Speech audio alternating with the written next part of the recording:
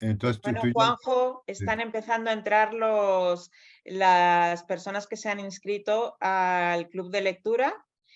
Están subiendo, vamos, como la espuma, pero todavía tardarán seguramente algunos par de minutos en entrar todos. Ajá. Así que vamos un poco esperando. Y Vale, mientras, cuéntame qué tal, bien, porque bien, bien, te tienes unas contaba, semanas intensas, ¿eh? sí, te contaba que ayer precisamente estuve, antes de ayer, estuve en Almería en un observatorio astronómico, el de Calar Alto, que es muy famoso, Sí, porque es el más grande de Europa continental.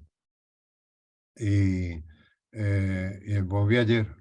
Y tuvimos una jornada, estuvimos haciendo un reportaje para radio. ah, Una jornada súper intensa porque además estuvimos por la noche observando un poco el cielo y hacía un frío porque esto está, ya. está a 2000 metros, a 2200 metros de altura. O sea Y que ayer te tenías puesto el sombrero de periodista. ayer tenía puesto el sombrero, sí, de periodista radiofónico. Sí, La verdad es que fue muy interesante. Lo que pasa es que pasé mucho frío. claro. Porque estuvimos en una de las cúpulas, tienen 3 o 4 cúpulas de distintos, con, con telescopios de distinto diámetro, y estuvimos observando observando el cielo desde una, pero claro, para observar el cielo hay que abrir, ¿sabes? En la cúpula se abre esta Sí, ranura típica que se ve en las fotos, y por ahí entraba un frío espantoso. Eh, bueno, pero seguro que fue increíble, ¿no? fue increíble, sí, porque yo averigüé, vamos, yo tenía la imagen romántica esta de astrónomo mirando por el telescopio, Sí, y eso no existe, no claro, existe ya, claro. claro, porque tienen sistemas informáticos y de todos modos a nosotros nos adaptaron un telescopio para que lo pudiéramos ver, pero vamos, por reproducir esa imagen, ya digo, romántica, ¿no? Pero claro, yo para mí estaba, o sea, yo creía que sí, pero no tiene nada que ver. Y, y nada, estuvimos viendo estrellas, galaxias, en fin, fue muy interesante. Lo Increíble. único, lo único, lo único, el único problema es que haciendo estas cosas es que estás enfrentándote todo el tiempo a tu ignorancia, ¿no? Quiero decir, Total, cuando haces reportajes de esto, de otro, tienes cada semana oportunidad de darte cuenta de lo ignorante que eres en tantas materias, ¿no?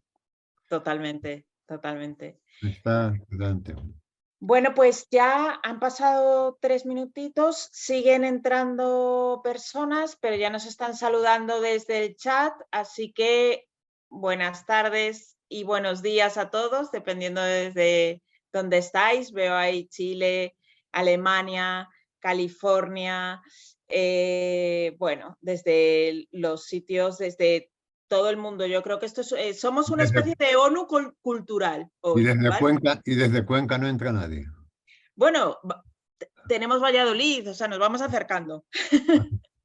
Bueno, bueno. Pues nada, lo dicho, bienvenidos a todos y gracias a ti, Juanjo, y buenas tardes y gracias por estar aquí también en el Club de Lectura. La verdad es que es una maravilla, 600 personas inscritas. Es lo que permite, yo creo que un poco el entorno virtual, que nos juntemos tanta gente para hablar de literatura, increíble también. Y además nos permite juntarnos, estar al mismo tiempo en esta habitación desde los sitios más diferentes del mundo. Pues está lógicamente gente de España, pero está de toda Latinoamérica, de Europa, hay gente inscrita de Alemania, de Andorra, de Bélgica, de Reino Unido, de Noruega, hay gente de Estados Unidos y hay hasta gente de Taiwán Caray. inscrita. Así que ya te digo, somos como una especie de ONU cultural. Bueno. Y hemos recibido muchísimas preguntas para Juanjo a la vez que os inscribíais. Yo las he visto todas, las he estado como organizando un poco por temas. Hay preguntas que se repiten. Yo creo que hay temas que claramente interesan mucho a tus lectores, Juanjo. Así que he ido como uniéndolas, todas las que eran más o menos parecidas. Siento no poder decir vuestros nombres cuando formulen las preguntas, pero es por eso, porque habéis preguntado muchos de vosotros un poco lo mismo. Por supuesto, a medida que va avanzando la conversación, podéis preguntar, comentar lo que queráis por el chat. Yo estoy atenta al chat, con lo cual yo también iré transmitiéndole a Juanjo las preguntas que vayan surgiendo de manera espontánea por aquí. Y nada, como te decía, Juanjo, han llegado muchísimas preguntas sobre los temas más variados. Han llegado sobre Solo Humo, lógicamente, pero también han llegado sobre el resto de tu obra, ha llegado sobre tu proceso de escritura, sobre literatura en general o creación, hasta sobre la vida. Así que yo he hecho ahí como las he ordenado, voy a ir alternándolas también un poco para que estén todos los temas presentes. Y nada, yo creo que empezamos la conversación, si te parece. Me Entonces, parece. una de las cosas que más han preguntado, una de las preguntas que más se repite, tiene que ver con la inspiración, con tu fuente de inspiración, ¿no? ¿Cómo eliges los temas sobre los que escribes? Y, en particular, ¿cuál fue la idea que detonó en tu cabeza la historia de Solo Humo? Bueno, la verdad es que intentar recordar cómo han surgido, cómo han ido surgiendo los temas de mis novelas, cómo surgen los temas de mis cuentos, incluso de mis artículos, es un poco complicado porque surgen en instantes, en fin, a veces muy banales, ¿no? Puedes estar en una cafetería tomándote un café y oyes una conversación o escuchas algo, una palabra, que ves ahí un significado, algo misterioso, algo que a lo mejor no es misterioso, pero que a ti te lo parece, ¿no? Entonces, cuando aparece algo así, yo empiezo a darle vueltas porque supongo que si me ha interesado es porque algo de lo que se oculta ahí me concierne, ¿no? Y entonces yo así arranco mis novelas, a partir de una frase, a partir de una obsesión, a partir de una idea, y se va desarrollando la novela sin que yo sepa a dónde va. Yo lo que procuro es mm, llevar las riendas para que aquello tenga al final una lógica interna, ¿no? Eh, yo creo que en Solo Humo, a mí sí había un punto de partida que era, yo estaba preguntándome para qué sirve la literatura, ¿no? Que es una pregunta, en fin, que nos hacemos con frecuencia. Incluso hay libros con este título. Creo que recordar que hay un librito de Sartre muy antiguo que se titulaba así. Y yo, pues, estaba escribiendo un artículo, estaba preparando una conferencia y pensé, bueno, pues la literatura finalmente sirve para lo mismo que servía en épocas remotas, cuando no se había inventado todavía la escritura y la literatura era oral, y se transmitía de padres a hijos oralmente. Y entonces me pregunté, ¿para qué servía entonces la literatura? ¿Para qué servían estos cuentos que, que se han ido transmitiendo a través de los siglos, ¿no? Las Bellas Durmientes, las Cenicientas, los Hansel y Gretel, etcétera? ¿Para qué servían? Pues yo pensé, bueno, lo primero que se ocurre a uno es que servían para entretener, porque se contaban después de una jornada de trabajo alrededor del fuego, en un momento ya de descanso, ¿no? Pero luego pensé, no, no se contaban para entretener, entretenían porque eran buenos, porque eran buenos relatos, pero el objetivo de ellos era mm, decir a los oyentes dónde se encontraban en el mundo, qué se iban a encontrar al día siguiente. Es decir, yo lo comparo un poco la experiencia de leer y de escuchar literatura, se parece un poco a esa situación que todos hemos vivido en algún momento de nuestra vida, ¿no? Que estamos en una ciudad extranjera por un casco antiguo y vemos un mapa del casco antiguo con un punto rojo que dice, usted está aquí, ¿no? Que hay un momento de desconcierto ahí porque tú dices, no, yo estoy aquí, pero estás ahí al mismo tiempo. Está también esto en las habitaciones de los hoteles, suele poner también en la Sí, sí, puerta, ¿no? Usted está aquí. Y está muy bien ese desconcierto que dura nada, una micra de segundo, porque en esa micra de segundo aprendemos lo que es la representación. Es decir, aprendemos que el ser humano tiene una capacidad que quizá es específica de él, que es la capacidad para representar la realidad. De manera que yo estoy aquí físicamente, pero estoy en este punto rojo. Y cuando estoy en ese punto rojo, ya sé dónde estoy en el mundo, ya sé dónde estoy en el centro histórico de esa ciudad. Y por lo tanto, como sé dónde estoy, puedo elegir a dónde ir desde ahí. Puedo decir, bueno, pues ahora me voy a ir hacia la Plaza Mayor, o hacia la calle Mayor, o hacia este sitio, hacia esto. Pero eso no podría hacerlo si no supiera dónde estoy. Y el mapa me ha dicho dónde estoy. La representación de la ciudad y mi representación dentro de ella me ha dicho dónde estoy. Y gracias a que sé mi lugar en el mundo, puedo elegir dónde voy. Bueno, pues estos cuentos que se contaban alrededor del fuego, lo que hacían, lo que nosotros hacemos con los personajes de las novelas y de los cuentos, es identificarnos con ellos, identificarnos o desidentificarnos, pero da igual. Pero en cualquier caso, el cuento o la novela constituye una especie de mapa moral o de mapa mental, como quieras llamarlo, y en función de con quién te identificas, tú ya sabes cuál es tu lugar en el mundo. Y dices, "Ah, yo estoy aquí porque me estoy identificando con este personaje, ¿no?".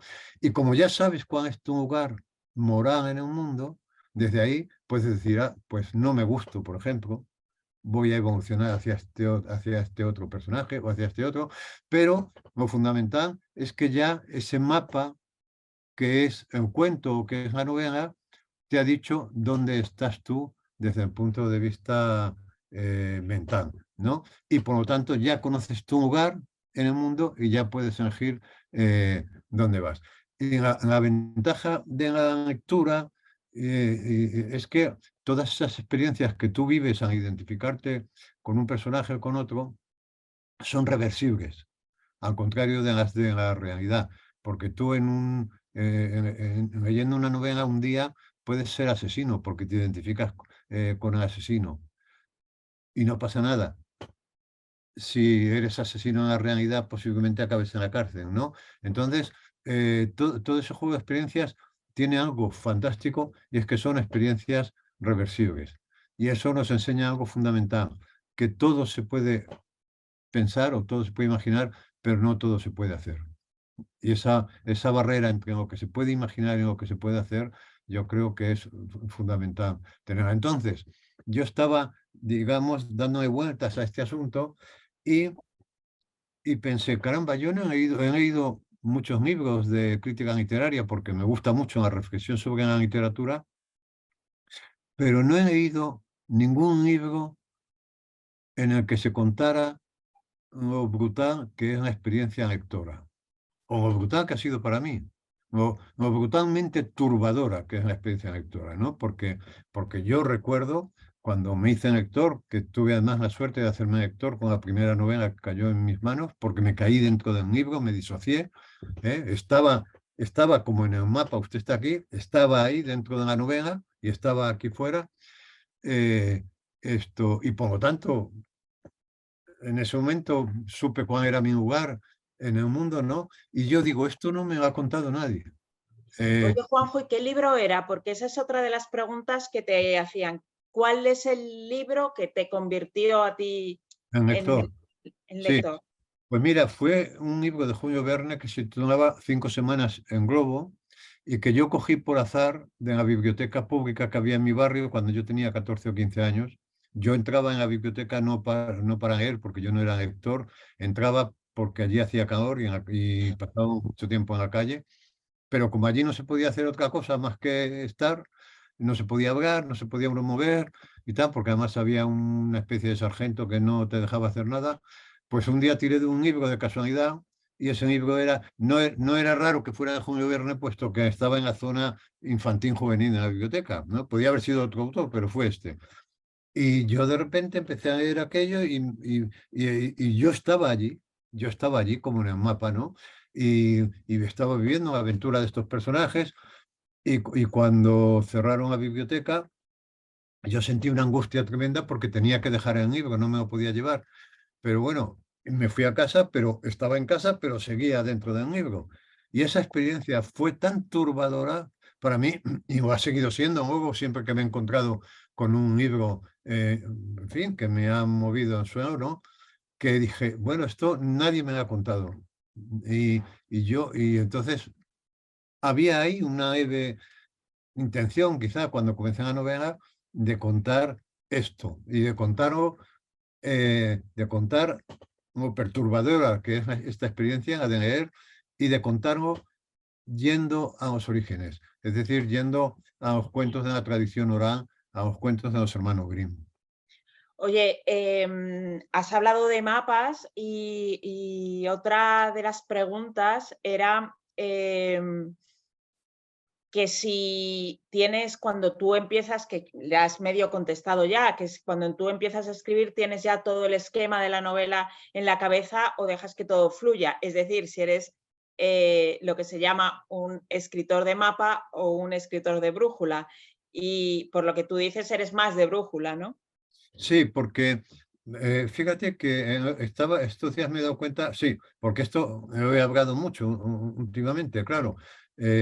Yo siempre digo, generalmente en los autores que trabajan con un esquema previo, es decir, que saben lo que va a pasar en el primer capítulo, en el segundo capítulo, etcétera, por lo general tengo yo entendido, quizá no sea así siempre, pero tengo yo entendido que son más los autores de bestsellers, ¿no? Sin que esto diga nada en contra ni a favor. Digo simplemente que los autores de bestsellers son capaces de hacer un esquema y de seguirlo. Yo algunas veces he intentado hacer un esquema, si no de toda la novela, sí de los 3 capítulos siguientes. Lo que ocurre es que cuando me pongo a escribir surgen posibilidades que no estaban en el esquema y que son mejores. Y entonces digo, ¿cómo renuncio a ellas? Entonces a mí me cuesta un poco entender cómo alguien es capaz de hacer un esquema y que luego al escribir no surjan. Lo comparo un poco con lo que ocurre cuando uno está en una ciudad, en fin, muy conocida, ¿no? Pero que es desconocida para uno. Por ejemplo, yo recuerdo la primera vez que fui a Venecia. Entonces, claro, ¿qué haces? Yo además, en fin, era la primera vez que fui a Venecia, iba a hacer una celebración importante, entonces cogí un hotel que daba al Gran Canal. ¿Qué hice al día siguiente? Salir a pasearme por el Gran Canal, porque es lo que hay que ver en el Gran Canal, ¿no? Pero ya iba caminando un rato por allí y de repente me iban saliendo a la derecha callejones que eran muy interesantes, mucho más interesantes que el Gran Canal, porque el Gran Canal, en cierto modo, era previsible. Bueno, no era absolutamente previsible, ¿no? Y sin embargo, los callejones no. Entonces, ¿qué voy a hacer yo? Seguir el consejo, digamos, de las guías turísticas o aventurarme por el callejón que me llamaba la atención. Pues lógicamente me metía por los callejones, porque me parecían mucho más misteriosos. Bueno, pues esto es lo que pasa cuando yo he intentado trabajar con esquema, que ahí el esquema era el Gran Canal, pero de repente, ya en la práctica de escribir surgía un callejón y iba yo a renunciar al callejón que me parecía más interesantes. Pues pasa con los Campos Elíseos en Francia o la Gran Vía en España. Tú vas por la Gran Vía y de repente sale un callejón y dices, ¿cómo renuncio al callejón por seguir lo previsible, ¿no? Entonces, yo nunca sé qué va a pasar ni en el capítulo siguiente, ni en la página siguiente, ni cómo va a terminar el libro. Pero confío en que hay una parte de mí que no sabe, ¿no? Y porque en gran medida el acto de escribir es inconsciente, ¿no? Y O sea, lo entonces, descubres a medida que vas escribiendo. En claro, realidad, descubres lo que sabes a claro, medida, ¿no? claro, claro. Pero fíjate, ayer o antes de ayer pensaba, porque estaban leyendo una cosa sobre la evolución, ¿no? Y entonces, claro, en la evolución no hay proyecto. Quiero decir, nosotros, seres humanos, en fin, que somos máquinas eh, eh, muy bien hechas, ¿no? Bípedos, en fin, con una biomecánica increíble, ¿no? Aparte de la mente y todo esto, ¿no? Eso no es el resultado de un proyecto. O sea, nosotros hemos ido evolucionando, pero sin proyecto. Y Mm. sin proyecto nos hemos llegado a convertir en esta cosa, en fin, bastante prodigiosa, ¿no? Bueno, pues para mí una novela sigue un poco ese camino, ese mismo camino de la evolución. Uno va tomando préstamos de todo lo que ha leído, es decir, del mismo modo que esto lo comentaba un día con Arzuaga, tengo la impresión de que los seres humanos, en general todos los seres vivos, pero los seres humanos nos vamos haciendo con restos de nuestros antepasados, del mismo modo que cuando yo era pequeño, mi hermano mayor heredaba el abrigo de mi padre y yo luego heredaba de mi hermano mayor y al abrigo se le daba una vuelta, se le daba otra, se cosía, se descosía. Bueno, pues la evolución sigue ese camino. Uno de los órganos de la audición que tenemos, no me acuerdo si es en yunque o en martillo o en tímpano, uno de esos órganos de audición, originalmente, cuando éramos reptiles, era un punto de la articulación de la mandíbula, no tenía nada que ver con... Y se ha convertido, es decir, se ha cogido la ropa vieja y la hemos reconvertido en un tímpano, ¿no? Bueno, Mm. pues yo escribo así, ¿no? Pues seguramente tomando, en fin, toda la tradición de la que yo vengo, toda la tradición novelesca de la que yo vengo, y a esa tradición me voy oponiendo mi subjetividad, y entonces la novela va creciendo porque van apareciendo callejones, os tomo, os destomo, pero nunca sé lo que va a pasar y escribo para saberlo, claro. Mira, dice aquí, Donna dice que los callejones encantan y es verdad. Y antes había una pregunta, un par de preguntas. Una de ellas, no sé si la entiendo bien, pero creo que la uno a algo que tú estabas diciendo cuando hablabas un poco de lo de el gran canal, ir por donde marca de alguna manera como la convención o como nos dicen que tenemos que ir y sin embargo nos desviamos por callejones, ¿no? También en la lectura y entonces dice una tocaya mía, Carolina, que tal vez somos nosotros mismos los que no nos dejamos caer dentro, muchas veces dentro de los libros, como tú decías, ¿no? O sea, que no nos dejamos totalmente, no dejamos que la literatura entre en nosotros de la manera que tú dices, como tan orgánica, tan visceral, ¿no? Y luego había otra pregunta de Gloria que dice que si podrías poner a solo humo, identificarlo con los 5 sentidos, es decir, ponerle un sabor, un olor, una melodía, hablabas ahora de la audición, una textura, una imagen. Ay, no. Bueno, este es un ejercicio que lo podía hacer, pero tenía que pensar. Lo tenías que pensar, ¿no? Un ejercicio muy retórico. Esto es para un artículo, ¿no? Que de encargo. Haz esto, pero así de repente no, no, sería incapaz, absolutamente. Oye, antes has hablado de uno de los temas, cuando hablabas de tu experiencia lectora, que está también en el protagonista, en Carlos, es exactamente lo que le pasa a Carlos cuando el protagonista de Solo Humo, cuando coge ese libro de los hermanos Grimm y se cae dentro del libro, ¿no? Pero hablan también, muchas de las preguntas yo creo que son de lectores que te conocen bastante bien, porque hablan de ese desdoblamiento como tema literario que está en muchos de tus libros y que está también en Solo Humo, en Carlos, cuando se desdobla, está dentro y fuera del libro, ¿no? y preguntan que qué es lo que te llama la atención de ese proceso, del proceso de desdoblamiento, no solamente en Solo Humo, sino porque está también en el resto de tu literatura, y si lo experimentas solamente en tus lecturas, como has contado, o también en tu vida en alguna otra faceta. Bueno, eso yo creo que tiene que ver con repetir, eh, con repetir una emoción para desgastarla. La emoción de una experiencia. Quiero decir, yo he tenido experiencias de desdoblamiento, mm, pues desde pequeño. Incluso de pequeño más, porque eh, y yo creo que todo el mundo de pequeño ha tenido experiencias que luego ha negado, que luego ha ocultado, porque gran parte de la tarea educativa consiste en arrancarnos de ese mundo, en fin, de algo fantástico, ¿no? A los niños muy imaginativos dan miedo a sus profesores y a sus padres, y hay una frase que se repite mucho: tienes que tener los dos pies en la tierra y tal. Yo voy a contar, por ejemplo, una experiencia de desdoblamiento que tuve de pequeño, estando en la cama de mis padres, porque cuando yo era pequeño, cuando enfermaba y no iba al colegio, había la costumbre, no sé si es una costumbre que había en otras familias, pero en mi casa, cuando yo estaba enfermo, que ya estaba enfermo con alguna frecuencia porque sufría mucho de anginas, entonces tenía fiebre, pues pasaba el día en la cama de mis padres, no sé por qué, me sacaban de mi cama y me metían en la de mis padres, lo cual,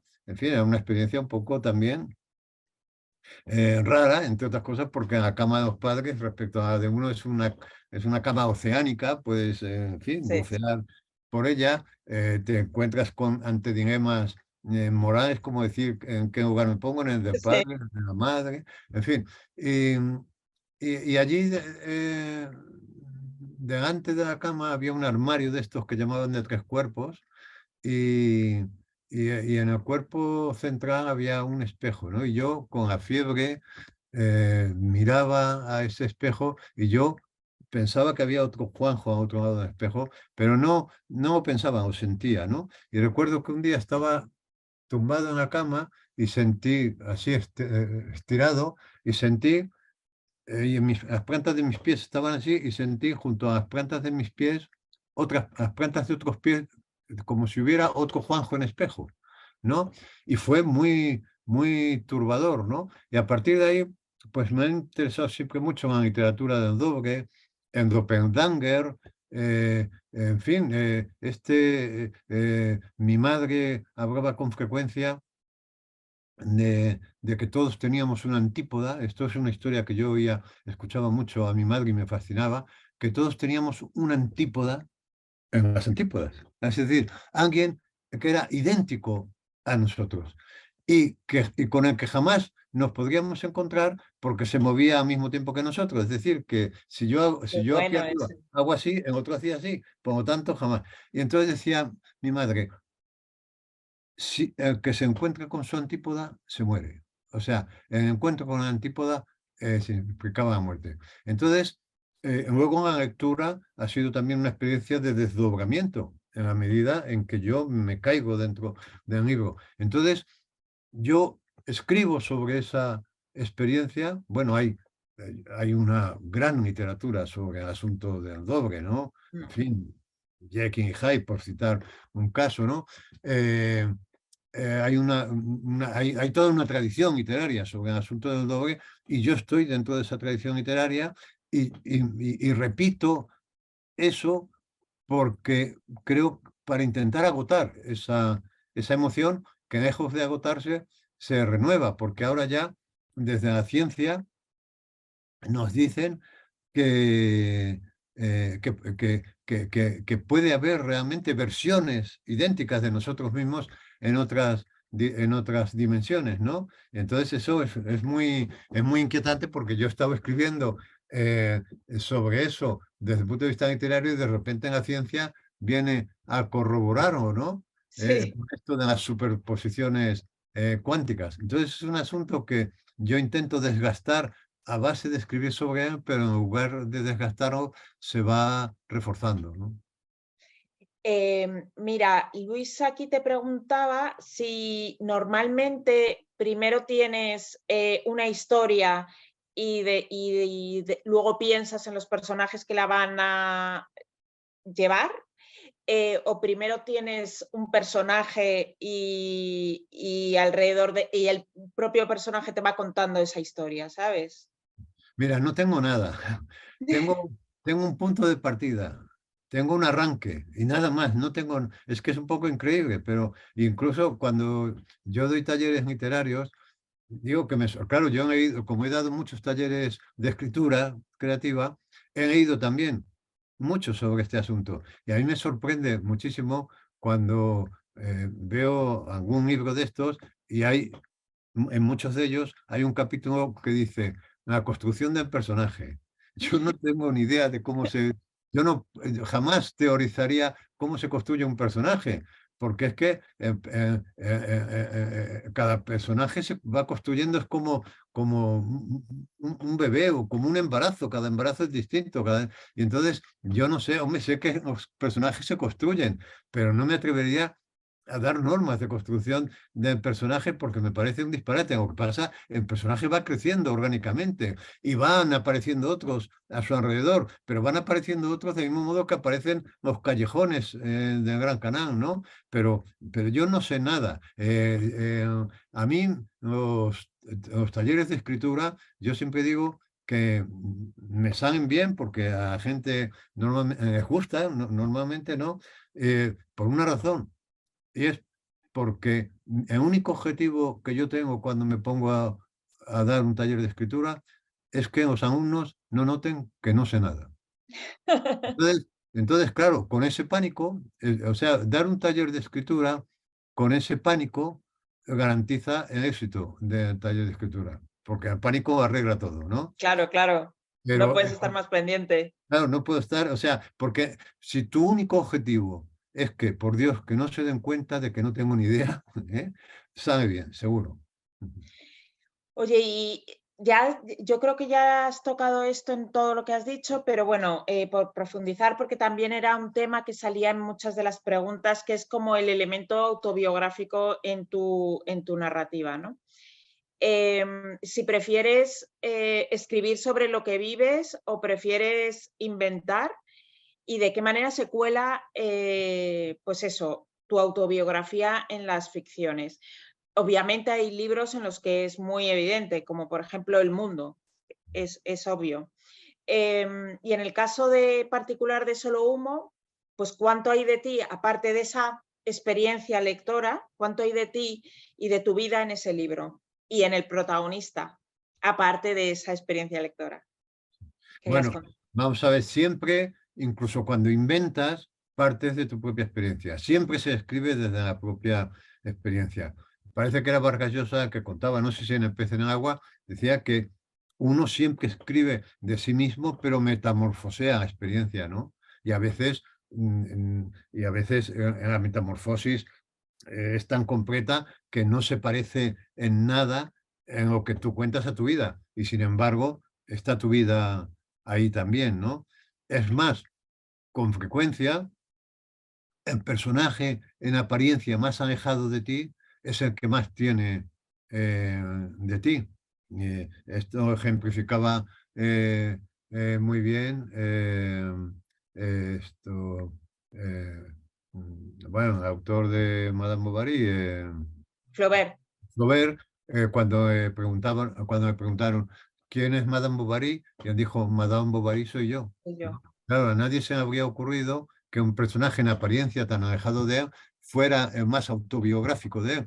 Y es así, quiero decir que de todos los personajes de Flaubert, seguramente Madame Bovary era el que El más alejado, sí. el más alejado, pero que mejor le representa, el más autobiográfico, Sí. ¿no? Lo que pasa es que se había metamorfoseado, o sea, de manera que no se podría decir hay este fragmento, si este otro, sino que se produce una aleación, ¿no?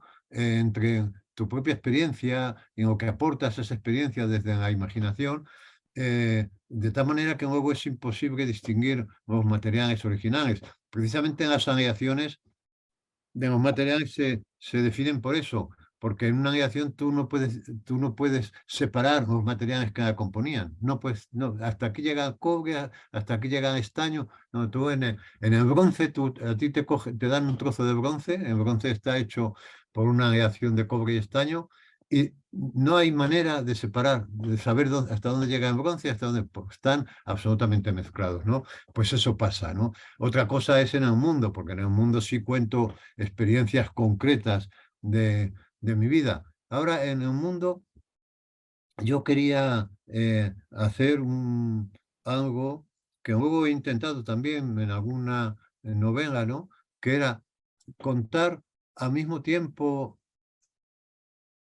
al mismo tiempo de contar la peripecia que es objeto de la novela, contar la historia de la novela. Es decir, cómo, cómo se iba construyendo la novela. Mm, Y eso es una idea que me persigue siempre, ¿no? Cómo dejar de algún modo, aunque sea de un modo secreto, aunque sea de un modo que el lector no lo perciba, cómo dejar, al mismo tiempo de contar la peripecia de un personaje, contar la peripecia de la novela, ¿no? Y eso lo conseguí, yo creo que plenamente en el sí, mundo.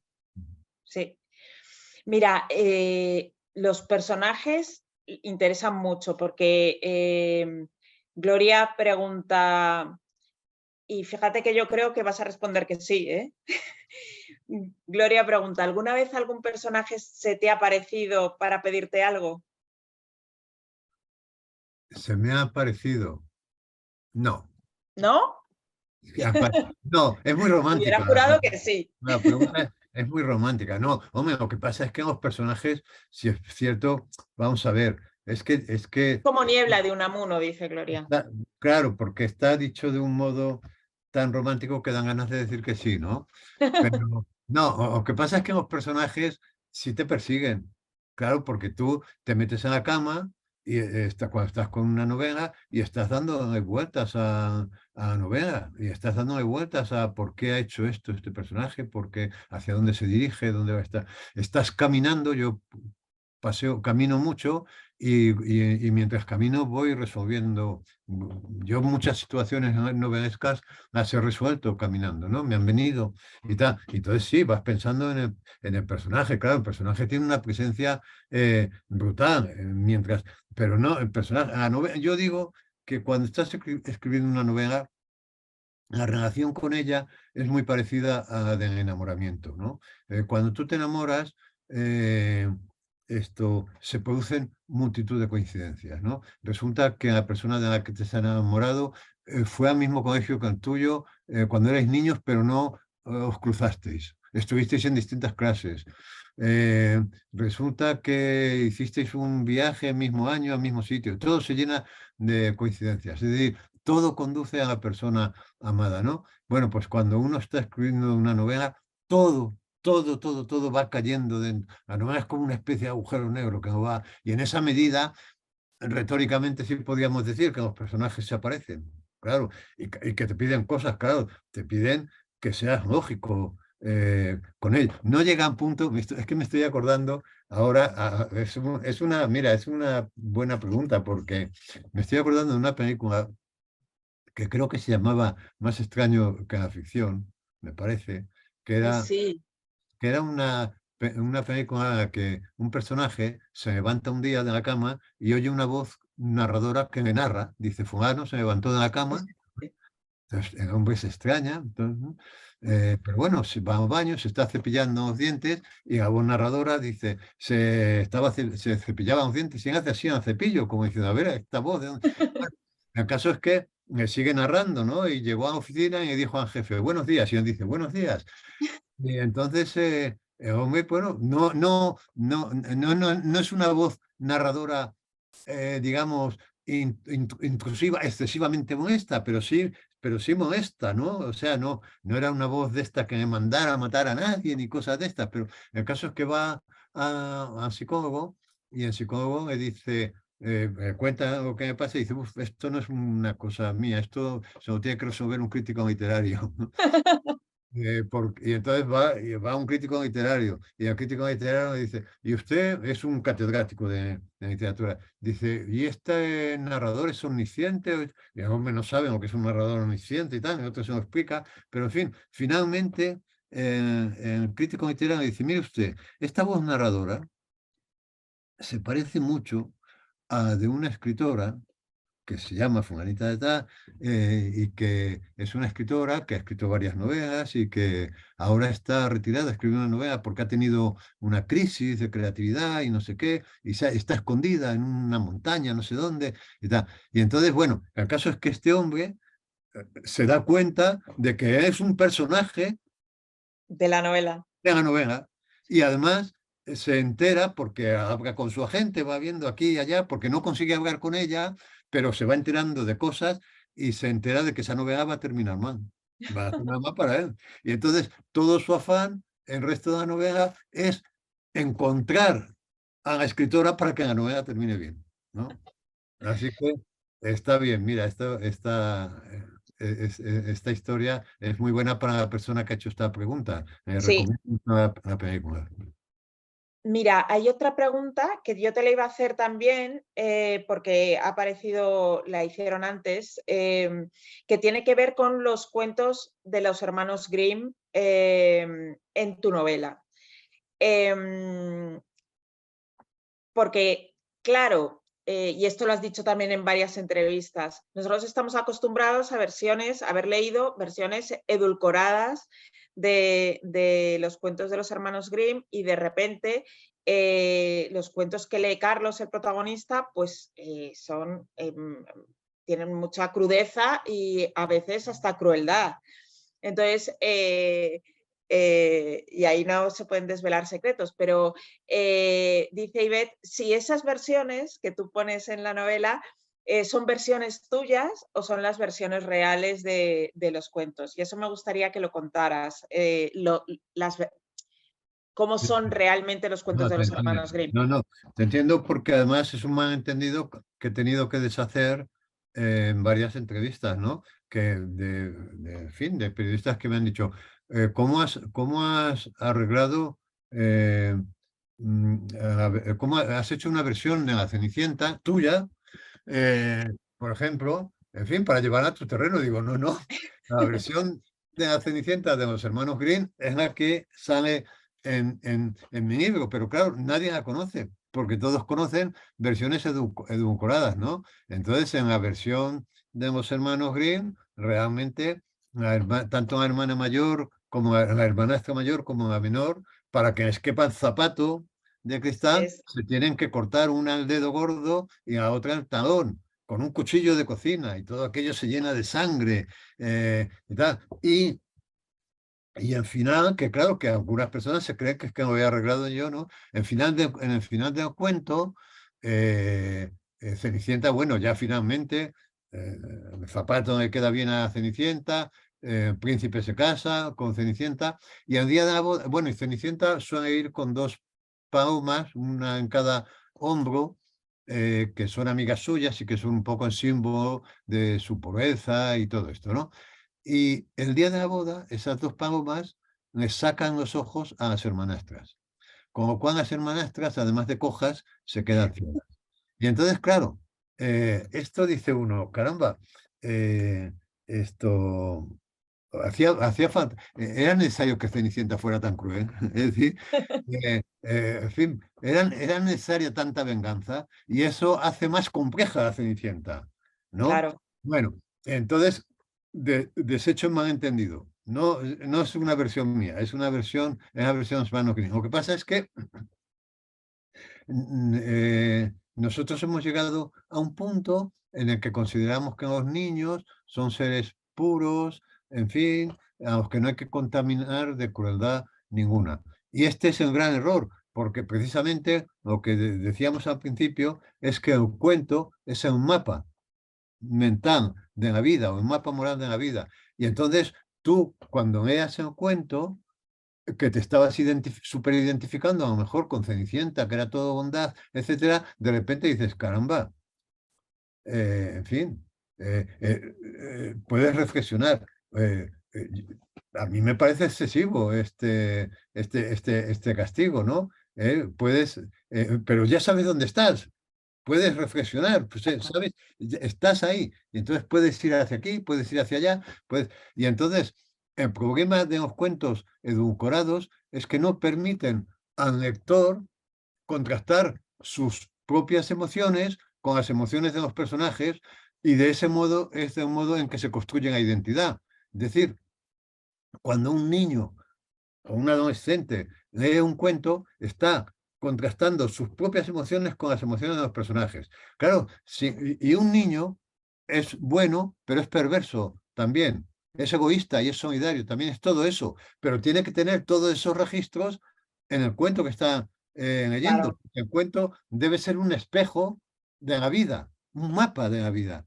Es claro, un mapa de la vida que te dice dónde estás tú. Pero claro, si ese espejo lo único que te devuelve es que tú eres todo bondad, porque no tienes posibilidad de identificarte con ningún personaje malvado o perverso, pues estás, en fin, falseando completamente la realidad y no estás permitiendo además que el lector construya su identidad con, o que el libro cumpla una de las funciones fundamentales en el lector joven, también en el adulto, pero sobre todo en el joven, que es ayudarle a construir su identidad, porque la identidad la construimos así. Nosotros nacemos sin identidad. La identidad es una especie de aplicación, como las aplicaciones del móvil. sí, Solamente las vamos construyendo, cogiendo una parte de papá, de mamá, de un tío del que nos han hablado que se fue a América y no volvió, de un profesor o de una profesora que nos marcaron, de un personaje de un libro, de un personaje de una película, de un cantante. Todo eso, claro, en nuestra cultura, el libro es fundamental para la construcción de los usos amorosos, por ejemplo, para la construcción de las identidades. Claro, si a ese mapa, es como si tú miras el mapa de la ciudad en la que estás y te han quitado calles. Y dices, usted está aquí, pero te han quitado calles. Y entonces no podrás elegir a dónde vas realmente porque ese mapa está falseado. Bueno, pues sí. si en un cuento, que es un mapa mental de la existencia, quitas todo lo que pueda parecerte perverso y tal, pues tampoco le estás dando oportunidad al lector para crecer en una u otra dirección. Sí, mira, hay otra pregunta que han hecho varias personas que tiene que ver con esa línea como difusa entre la realidad y la imaginación por la que tú también te mueves en toda tu literatura, ¿no?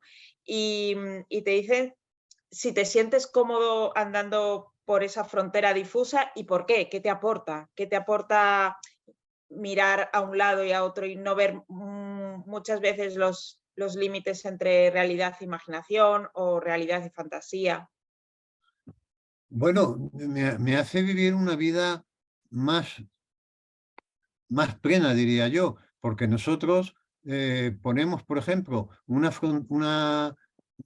frontera casi con peaje entre el sueño y la vigilia. Entonces, y eso es completamente absurdo. El sueño forma parte de la vigilia y la vigilia forma parte del sueño. Leía yo no hace mucho un texto de Paul Preciado que empezaba diciendo, solemos decir que la vida es sueño, citando, en fin, la famosa frase de Calderón, pero nunca decimos que el sueño es vida.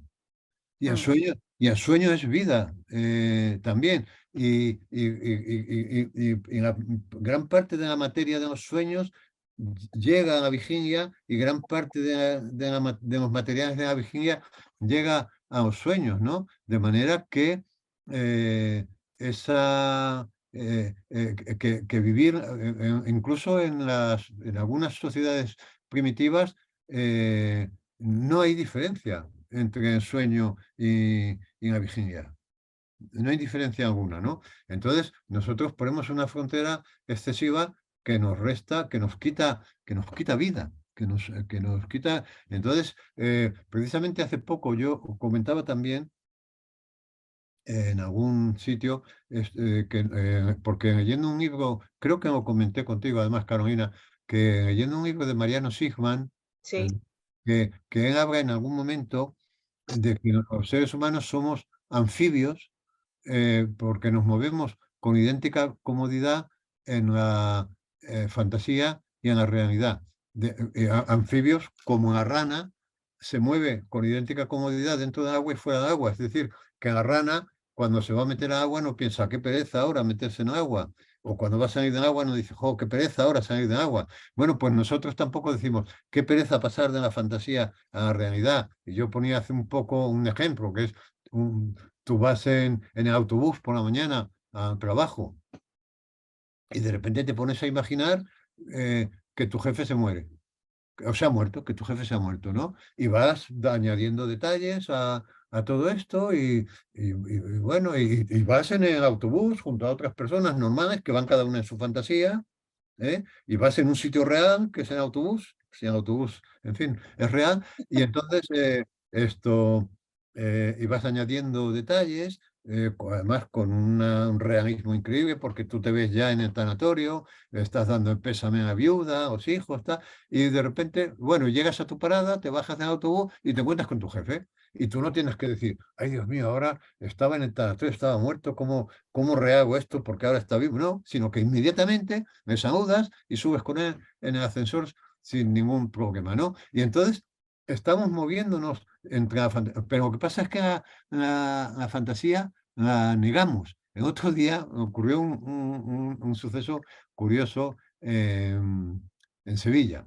En la presentación de un libro en Sevilla ocurrió un suceso curioso. Y es que en el turno de preguntas intervino una persona joven, un chico de unos 35 años, tendría así, y dice, y contaba que él leyó de joven un libro mío y que se cayó dentro del libro y que desde entonces no ya iba a casa del libro y le preguntaban, ¿usted qué? Y decía, quiero un libro. Y dice, ¿usted qué me gusta? Y dice, a mí me jazz. Decía, bueno, el caso es que dice, y entonces tengo la fantasía recurrente de que me entrevistas.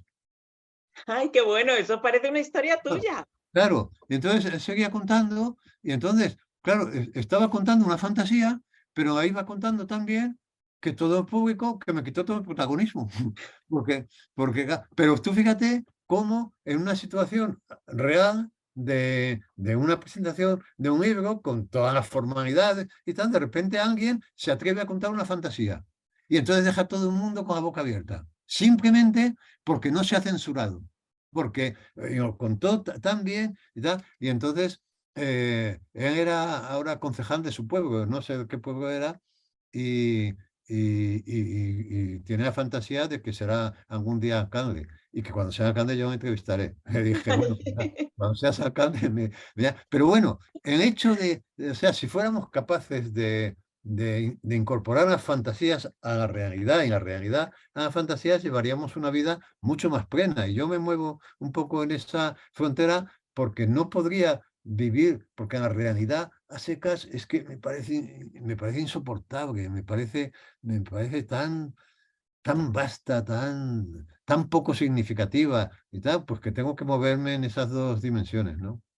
Y otra frontera que tú también siempre rompes y cuestionas en tus libros es la frontera entre la cordura y la locura, ¿no? Sí, ¿por qué no? Porque también es muy difícil de encontrar. Yo suelo decir para explicar esto, que a mí me llama mucho la atención cuando voy a Asturias, que es un sitio donde voy con frecuencia, ¿no? Que, vas en el coche y hay un momento en que dice, ha abandonado usted la Comunidad de Madrid. Y yo digo, caramba, en este punto concreto he abandonado la Comunidad de Madrid. Luego llego a Asturias y dice, ¿ha entrado usted en Asturias? Digo, aquí, o sea, hasta aquí era León y ahora aquí en Asturias, en este punto exacto. Bueno, pues no hay ningún cartel que diga, ha entrado usted en la locura o ha salido usted de la cordura. ¿no? También es cierto que luego hay grados, ¿no? Pero yo recuerdo, porque he hecho varios reportajes con bipolares y tal, y recuerdo un caso que me impresionó mucho de un bipolar que decía, es que yo en determinadas culturas habría sido un chamán. Pero claro, me ha tocado Es vivir en verdad. esta cultura Sí, y soy un loco, ¿no? Entonces no hay, no está clara, es una etiqueta que colocamos, que es una etiqueta, porque además,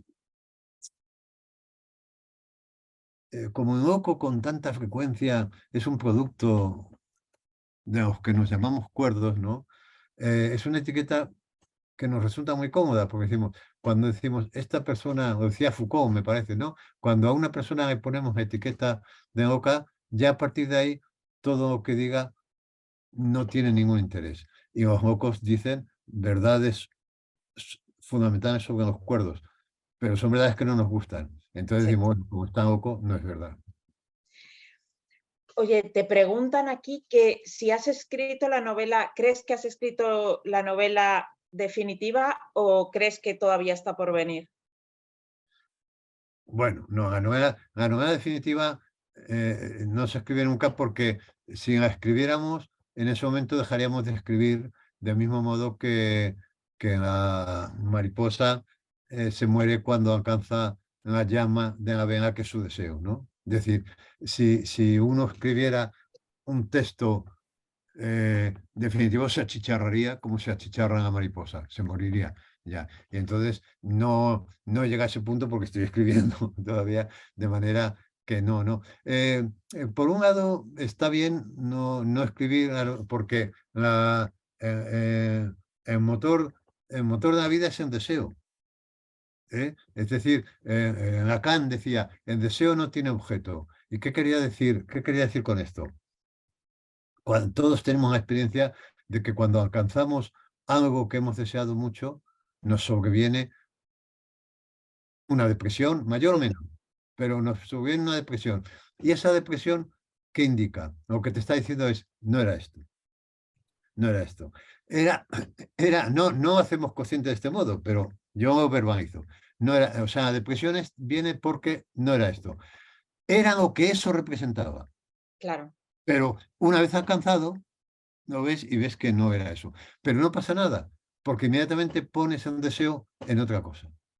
Y cuando alcanzas esa otra cosa, dices, tampoco era eso. Pero ese es el motor de la vida. Y por eso acá dice, el deseo no tiene objeto. El único objeto del deseo, porque no hay nada que nos llene plenamente, porque si hubiera algo que nos llenara plenamente, nos moriríamos, porque la vida ya no tendría sentido. Es decir, casi diríamos que el único deseo que nos colma del todo es la muerte, porque a partir de ahí dejamos de desear, ¿no? Bueno, pues con la escritura pasaría algo parecido, ¿no? Si uno llegara a la conclusión de que ha escrito un texto definitivo, pues dejaría de escribir del mismo modo, ya digo que en la mariposa se achicharra en el momento que alcanza la llama, que era su deseo, ¿no?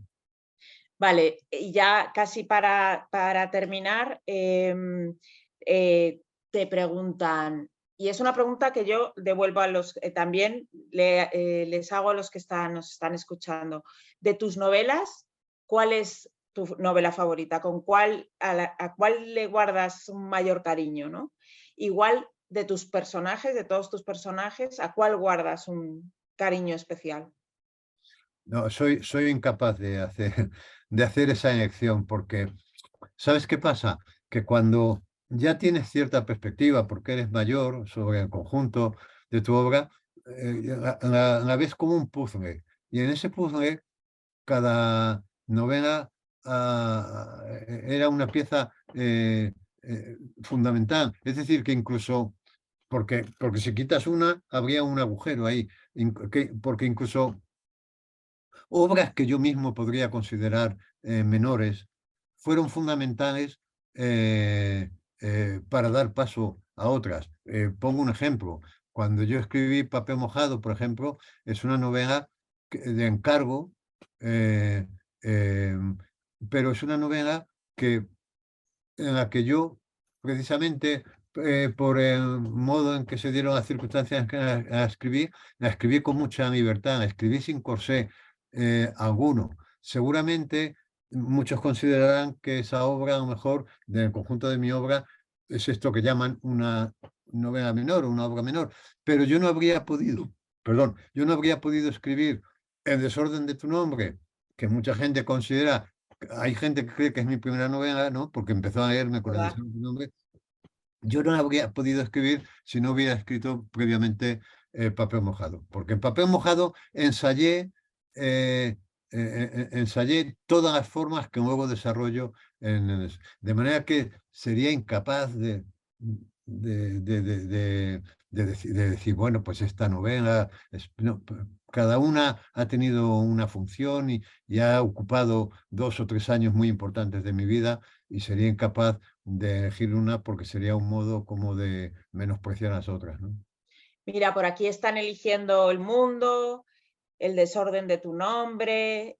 Sí, por aquí sí que están diciendo una.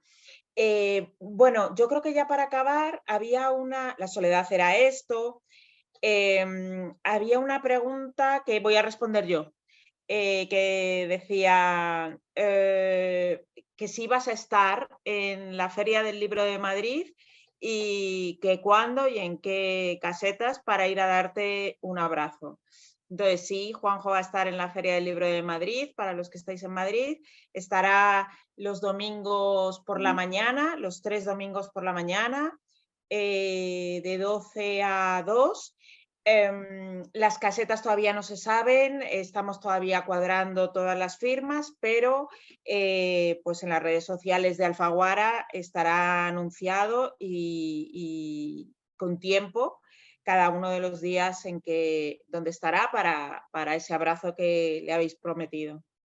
Así que nada, muchísimas gracias, Juanjo, y gracias a todos por asistir a este club y por hacer tantas preguntas que no he podido formularle, porque tenía aquí tenía 32 y luego por aquí están apareciendo un montón más, pero bueno, yo creo que hay temas fundamentales que ya los has tratado, así que fenomenal. Así que nada, muchísimas gracias, Juanjo. Pues nada, gracias a todas las personas que han entrado en el chat este. He estado encantado de pasar este rato con ellas y gracias a ti también por tu ayuda. Un beso. Venga, adiós a todos. Hasta luego.